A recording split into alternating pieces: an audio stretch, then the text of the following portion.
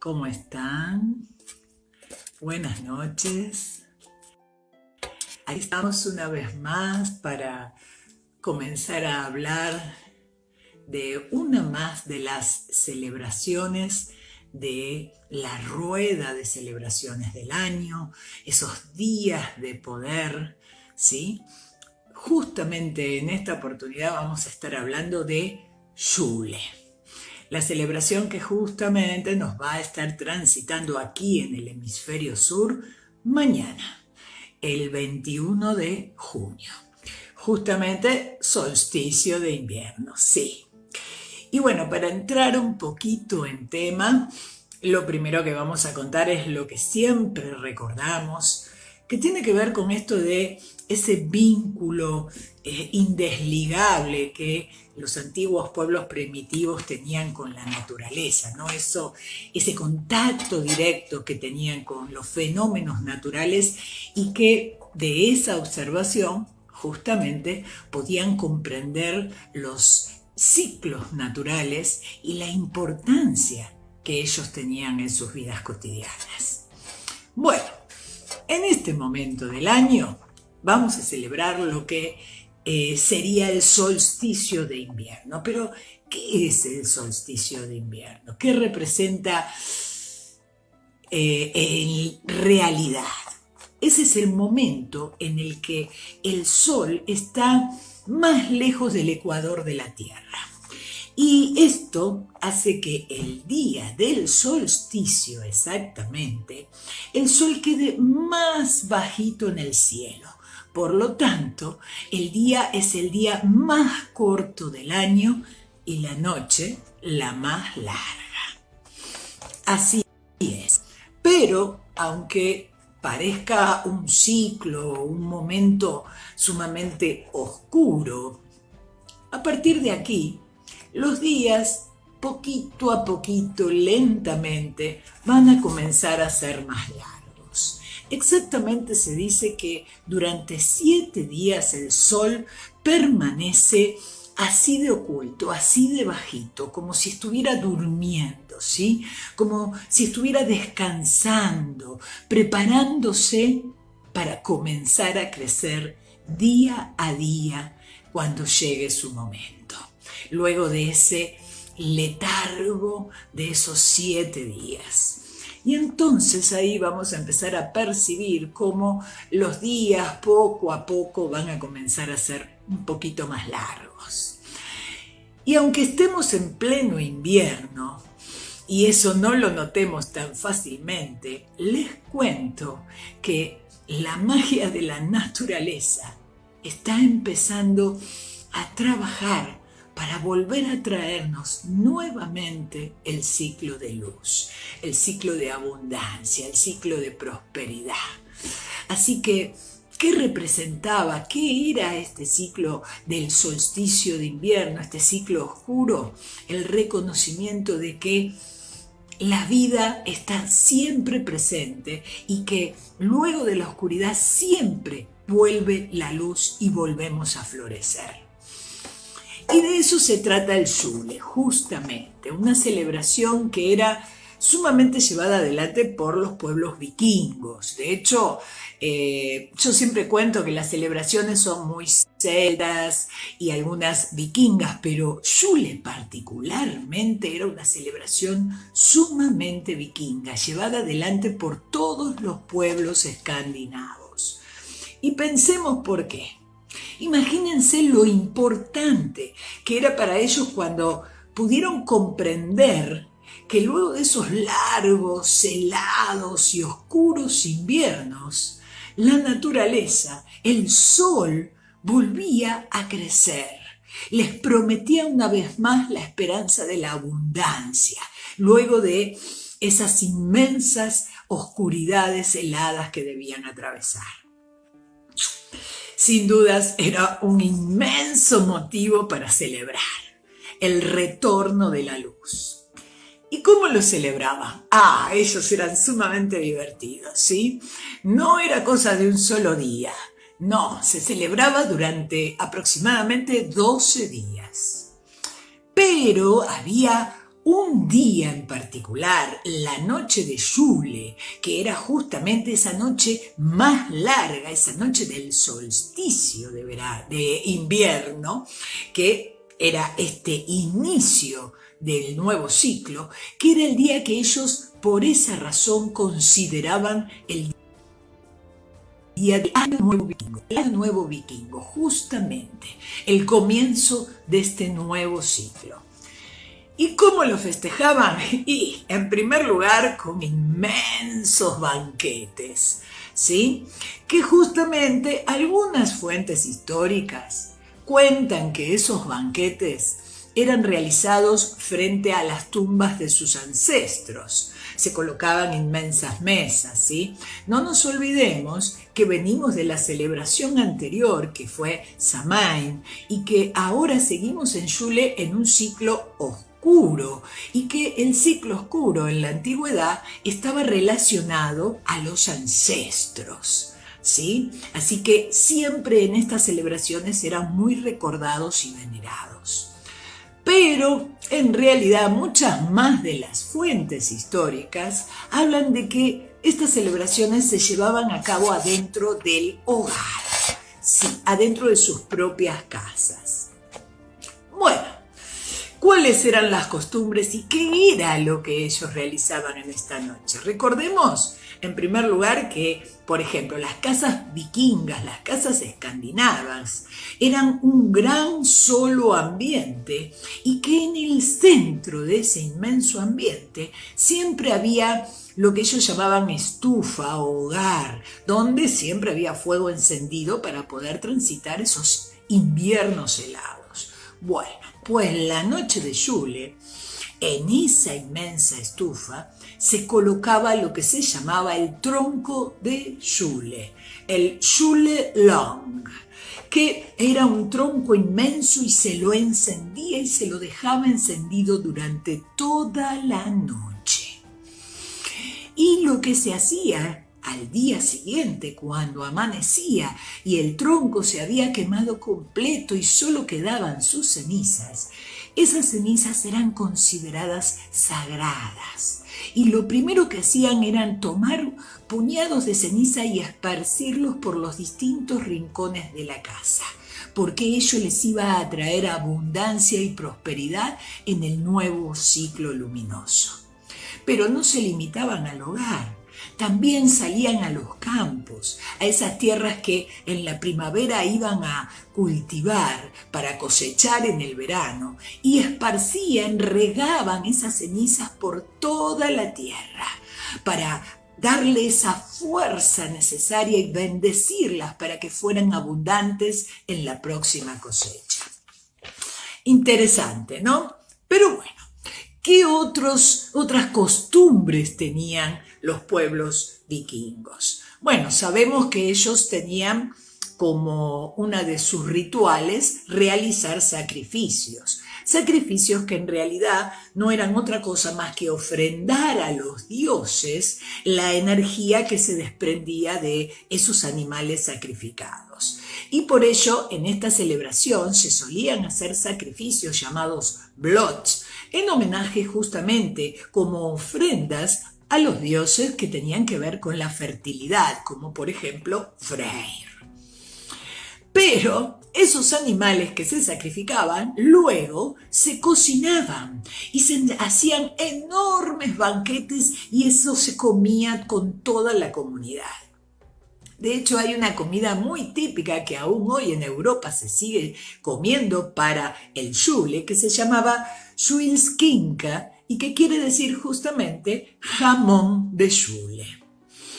Pero también se comían frutas secas, no nos olvidemos que estaban en pleno invierno, nueces, almendras, pasas de uva y la fruta de estación que era la única que estaba fresca en esta época, que era la manzana. Por eso era parte del gran banquete, los pasteles de manzana. Y algo que hacían los vikingos y que era muy común en ellos era beber mucho.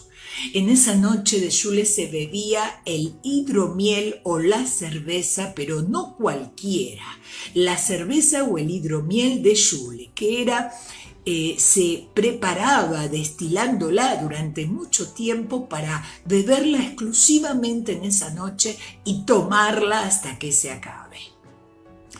Hay algunas fuentes que también cuentan de que se tomaba una bebida que se realizaba a partir de la destilación de la manzana. ¿Será la sidra? Me parece que sí.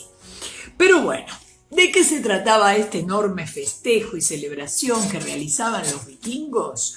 Era un gran encuentro familiar y de amigos. De hecho, venían de distancias muy lejanas para encontrarse y reunirse a celebrar este inicio de nuevo ciclo, este Yule. Y era muy común la costumbre de hacerse regalos muy importantes, ¿sí? Tanto los que venían de lejos como los anfitriones se regalaban objetos y cosas preciadas. Y otra costumbre también era salir a brindar con los vecinos y el pueblo. Y brindaban con los vecinos, con los árboles. Era un momento de celebración porque había que infundirle fuerza a ese sol que estaba durmiendo para que luego despertara y nos volviera a traer la prosperidad. Y otra de las cosas que solían hacer era en estos encuentros que hacían cuando salían de sus casas a brindar con los vecinos, regalarle cánticos. Sí, les cantaban canciones a los distintos vecinos del pueblo. Era una costumbre muy vikinga en la noche de Yule. Y otra de las cosas que era fundamental era la decoración de la casa. En el día de Yule la casa debía estar reluciente. Y entre las cosas que se hacían había una costumbre que era sumamente tradicional y que era el árbol de Yule. Ustedes imagínense estos pueblos que estaban en pleno invierno, mirando la naturaleza inerte, los árboles totalmente desprovistos de hojas, llenos de nieve y de hielo. Pero entre medio de esa desolación que observaban, siempre veían a un árbol que, aún en medio de estos crudos inviernos, permanecía verde, fuerte y elevado, el abeto, árbol que era considerado sumamente sagrado. ¿Por qué? Porque representaba justamente esa fuerza, esa energía de aún en el peor invierno mantenerse vivo. Y entonces la tradición era cortar una rama muy grande de esos abetos y llevarlo adentro de la casa. Se lo colocaba adentro de la casa como parte de la decoración del Yule y también se lo decoraba. Se le colocaban muchísimas velas encendidas. Las velas eran una forma de infundir fuego y fuerza a ese sol que estaba durmiendo. Y también se lo decoraba con manzanas, con las frutas que eran del momento de este invierno. Ahora, no solo esto sucedía con el árbol. Cuando la fiesta terminaba, ese árbol se le sacaban las ramas y ese tronco principal, el más grande, se lo dejaba guardado adentro de la casa durante todo el resto del año, a modo de talismán, como si fuera realmente un símbolo que les diera prosperidad y abundancia durante todo el año que estaba por iniciar.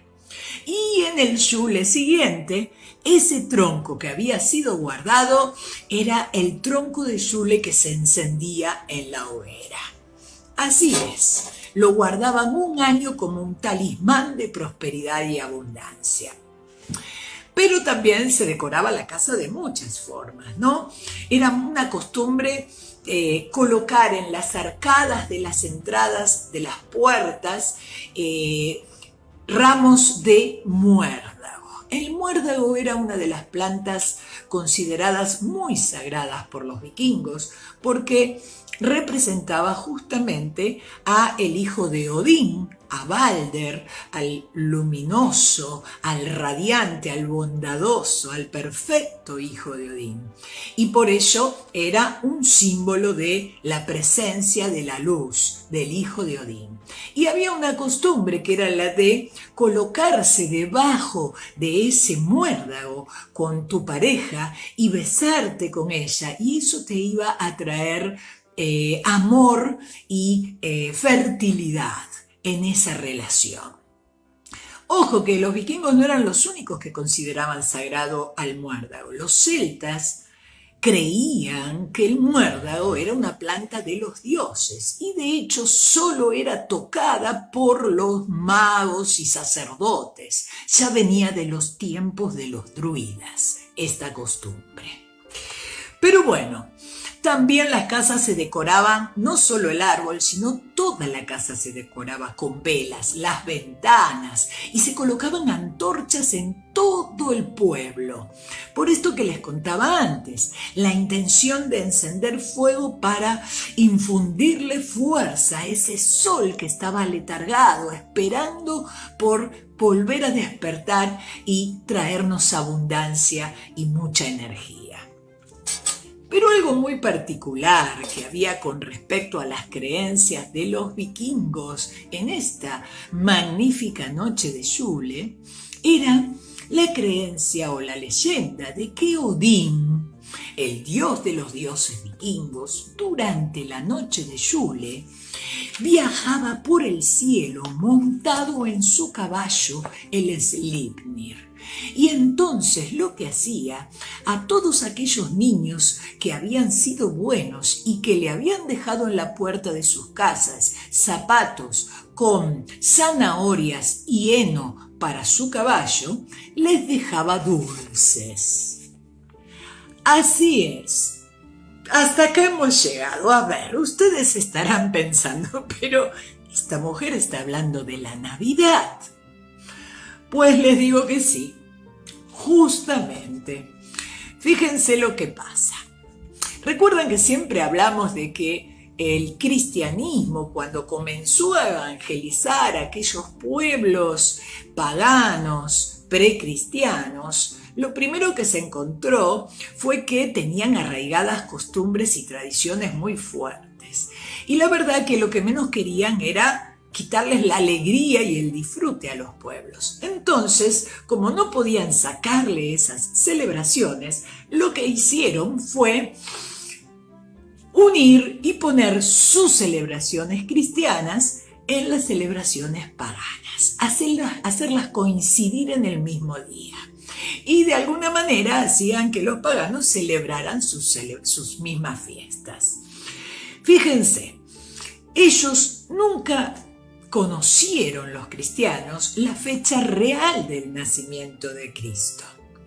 Y más de 300 años después de haber acontecido el nacimiento, la Iglesia Católica decidió elegir una fecha para celebrar ese acontecimiento. ¿Y qué fecha eligió? El solsticio de invierno. ¿Por qué eligió esa fecha la Iglesia cristiana? Porque con quien más debían luchar en los primeros tiempos de evangelización era con las creencias romanas. Y justamente los paganos romanos en este momento celebraban lo que eran las Saturnalias, que eran una de las celebraciones más grandes que realizaba el pueblo romano y que duraba 7 días. Y en su 7º día, que coincidía con el solsticio de invierno, se celebraba justamente lo que ellos llamaban el Natalis Invictus Solis o Deus Sol Invictus, que justamente quiere decir el nacimiento del sol invencible.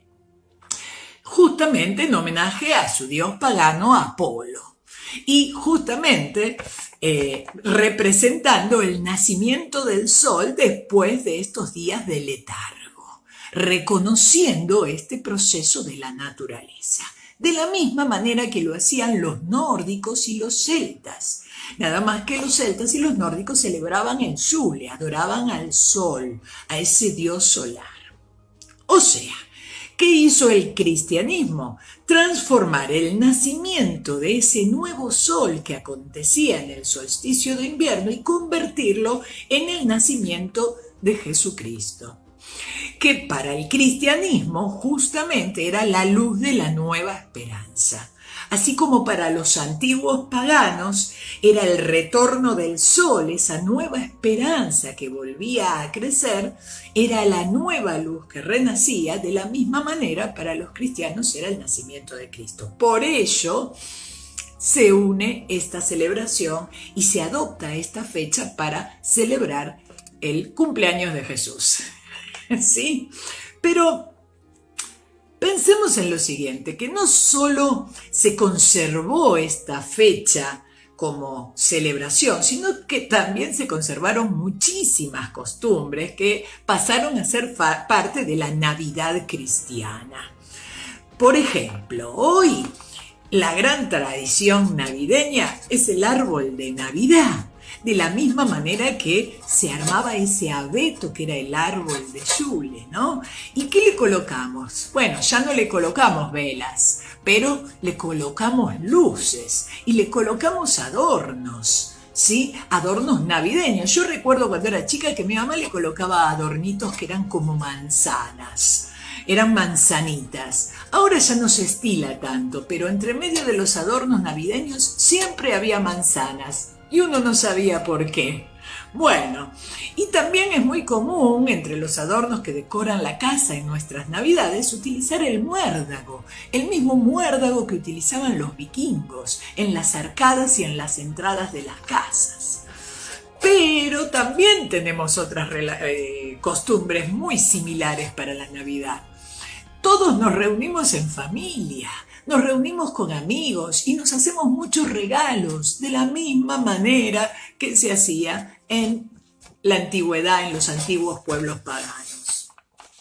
Comemos en Europa se sigue comiendo ese jamón de Yule. Y les cuento algo que es muy curioso, que por ahí nunca se detuvieron a pensarlo. Es muy común, sobre todo en las zonas frías, que en este periodo se coma lo que es el pionono, ese arrollado de dulce de leche que lo bañan en chocolate y le dibujan unas rayitas y lo hacen parecer un tronco.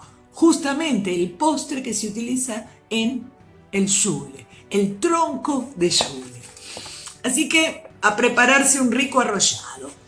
Pero lo que más nos recuerda a las creencias nórdicas y que se repite hoy en nuestras navidades, ¡wow!, se trata de Papá Noel. Sí, Papá Noel. Porque ustedes piensen, Odín y Papá Noel. Yo les voy a hacer una pequeña comparación. Empecemos por Papá Noel, ¿sí? Era un señor que vivía en el Polo Norte, ¿no es así? Pues ¿dónde vive Odín? ¿Acaso no vive en las tierras heladas nórdicas?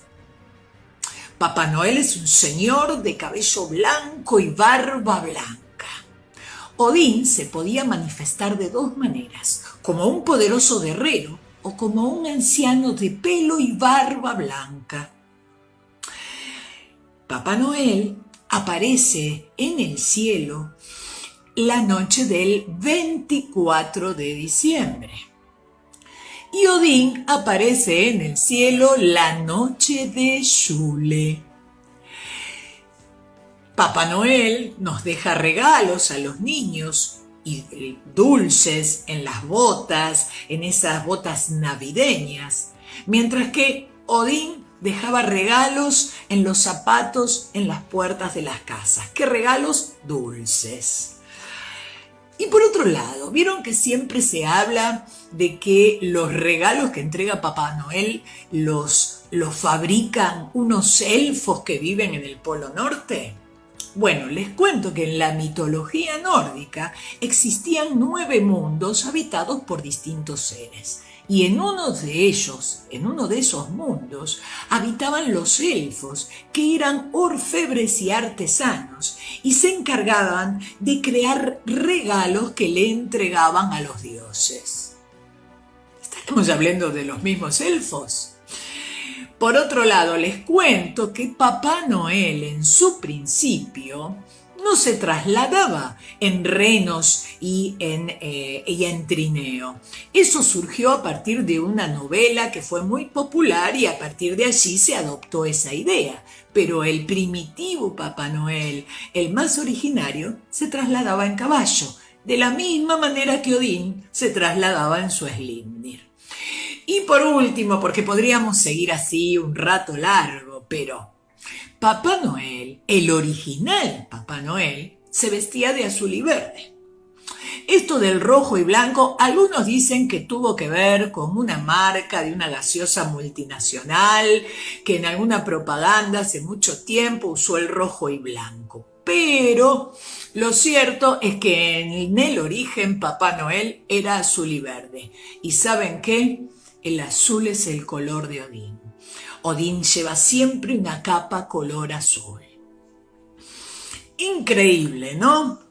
Pero bueno, mis queridos del hemisferio sur, ustedes deben estar diciendo, ¿pero la Navidad no cae en diciembre? Bueno, sí, la Navidad cae en diciembre. Lo que pasa es que lo que estamos celebrando el 24 de diciembre es una festividad cristiana, ¿sí? Que ellos hicieron coincidir con la celebración del solsticio de invierno en el hemisferio norte, que era donde ellos estaban evangelizando. Luego, con el tiempo y el descubrimiento de América y el empezar a llegar al hemisferio sur, bueno, las estaciones no eran iguales. Nuestra Navidad, chicos, nuestro solsticio de invierno, el nuevo nacimiento del sol, es en nuestro invierno, es mañana, sí. Les agregué una Navidad nueva a celebrar. Y les cuento que no vamos a ser los primeros del hemisferio del sur en celebrar esta Navidad. De hecho, las antiguas culturas americanas originarias también celebraban los ciclos de la naturaleza. Observaban lo mismo que observaban los pueblos primitivos del hemisferio norte. Y, por ejemplo, los pueblos incas, para esta fecha, para el solsticio de invierno, celebraban lo que se llamaba el Inti Raymi, que es justamente la fiesta del sol. Allí se veneraba el nacimiento del sol, el retorno de la luz, de la misma manera que lo hacían los pueblos nórdicos en su solsticio de invierno. Y les cuento un poquito rápido cómo era que ellos celebraban esto, ¿no? Era como era parte de su celebración. 3 días antes de esa noche más corta, de esa noche de el Inti Raymi, ellos hacían un ayuno. No consumían nada más que agua y algunos yuyos. También se ocupaban de no encender ningún tipo de fuego y de no compartir lecho con sus parejas. Era como una desintoxicación, como una limpieza. Y entonces la 4ª noche permanecían en vela, despiertos, y recibían el amanecer descalzos, pisando la tierra y elevando sus brazos al cielo. Y así reconocían el amanecer del día más corto del año, el Inti Raymi. ¿Y cómo lo recibían? Encendiendo el primer fuego, el nuevo fuego. Y bueno, y allí también se bebía una bebida que se llamaba chicha, que era hecha en base a la maceración del maíz, y se danzaba y se cantaba en torno a ese nuevo fuego. Pero no fueron los únicos pueblos, ¿eh? Los mapuches celebraban lo que decían, lo que llamaban el nuevo amanecer, que se llamaba Huitripantu. Después estaban los Aymará, que celebraban el Wilcacuti, que también era el regreso del sol, y así podríamos buscar todas las culturas originarias americanas y nos daríamos cuenta que todos ellos también celebraban el solsticio del sol, con la misma intención, el reconocimiento de que después de un ciclo oscuro siempre vuelve la vida, de que siempre estamos en este eterno ciclo. Y entonces siempre hay que agradecer por haber sobrellevado este periodo oscuro y agradecer por lo nuevo que la naturaleza va a seguir dándonos. Así que, mis amores, a celebrar. ¿De qué manera podemos hacer? Bueno, le conté un montón de cosas que podían hacer. No es necesario que hagamos de la misma manera que lo hacían los antiguos pueblos, pero entendemos el sentido. Si tienen la posibilidad y el día de Yule, que es mañana, cuando empiecen a caer el sol y comience esa noche, que va a ser la noche más corta, enciendan una gran hoguera, enciendan un gran tronco que perdure encendido toda la noche. No pueden estar toda la noche al lado del fuego, bueno, un pequeño tronco. Pero generen ese fuego que infunde energía a la naturaleza. Y tomémonos un ratito, quedémonos meditando en esa llama, en ese crepitar, recordemos nuestros ancestros, agradezcamos el paso que han tenido en nuestras vidas, lo que nos han dejado. Recordemos todo lo que ha pasado en este ciclo oscuro, en este ciclo del que venimos. Recordemos y agradezcamos por todo lo que la naturaleza nos aportó y nos va a seguir aportando.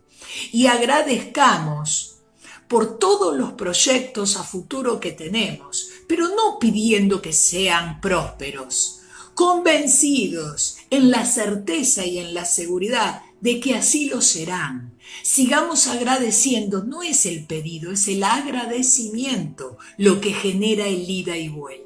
Y en esta celebración, cuando todo parece oscuro y sin embargo seguimos adelante, es el momento en que tenemos que ser más conscientes de ese inmenso agradecimiento.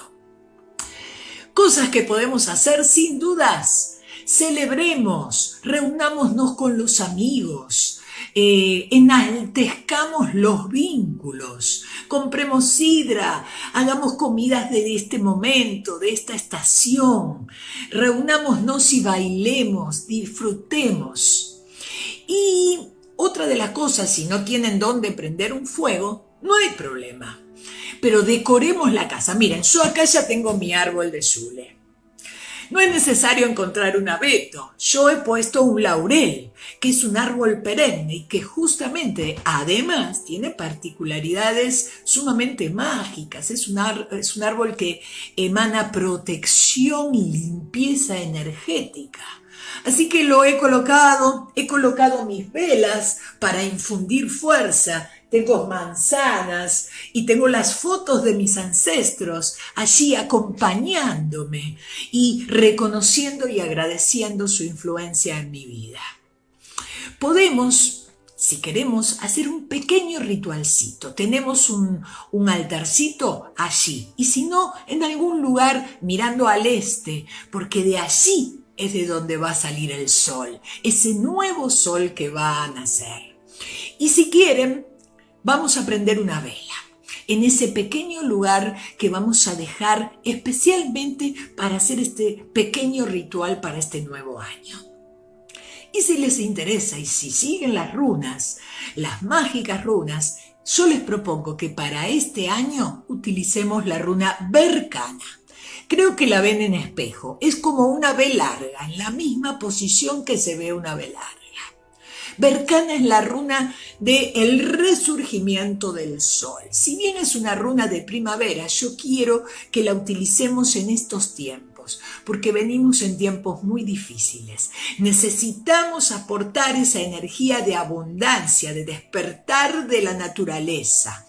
Conectarnos con nuestros proyectos, dibujemos esa runa en la vela y encendámosla y echemos al universo la certeza de que todo lo que planifiquemos durante este año va a ser exitoso y abundante.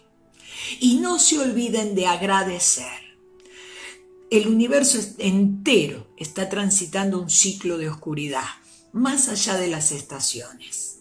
pero estamos en pie, estamos vivos y tenemos la inmensa esperanza de seguir adelante y seguir bien. Así que a celebrar, a agradecer por todo lo que tenemos, nuestros vínculos, nuestra fortaleza, nuestra salud, nuestra abundancia.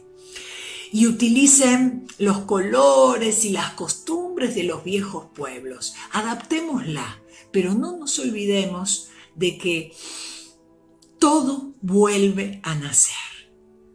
Espero que les haya gustado, espero que encuentren cositas para poder disfrutar, para poder de alguna manera volver a conectarnos con la naturaleza, con los ciclos que también nos atraviesan a nosotros.